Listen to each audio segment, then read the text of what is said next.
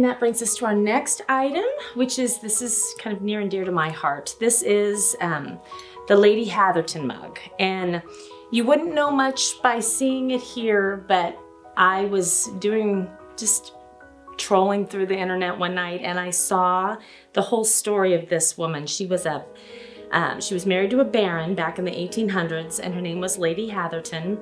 Her actual name was May Hyacinth, and she lived a very affluent life. She had a beautiful lifestyle, and she had this thing where as soon as her servants left, she would slip out and go around the town and find anybody who was in need. And she would listen to hear who was ill or who was having hard times, and she would leave them little care packages.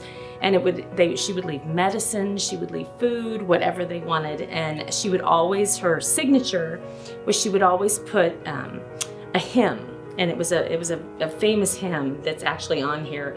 When peace like a river attendeth my way, when sorrows like sea billows swell, whatever my lot thou hast taught me to know, it is well with my soul. And it's just a beautiful little mug. This is actually something that one of the people that she helped on her deathbed, all the people that she'd helped, this made me cry. It's a really sweet story.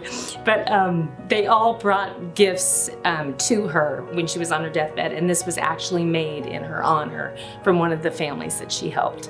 So it's just, that's wonderful. They completely, our art department, which we talk about very fondly, they really took so much care in going in on the original and making sure that they came in on exactly the detail on this. So they have brought this back from something that we would never have had.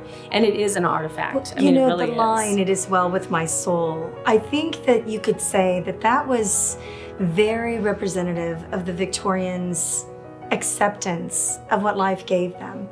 Because we know that they experienced so much hardship, and even though they were such a refined generation, it was, customary for them to not have a child live past the age of 3, 1 out of 3.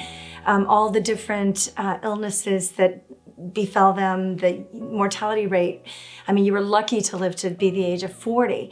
So the Victorians were very accepting, and "It is well with my soul." It was looking at the cup half full instead of half empty, and seeing what they were given as a gift and not what they were not given. So that is something that I think we could definitely learn from today, because we are a little spoiled. Anyway. So these are the kinds of stories that touch us, that we see, that they're just something we want to share, and there's something that, for whatever reason, we felt like they were something that was worth sharing with the world. And that's why we go to the effort to do this and to bring something out that has such a beautiful backstory. So.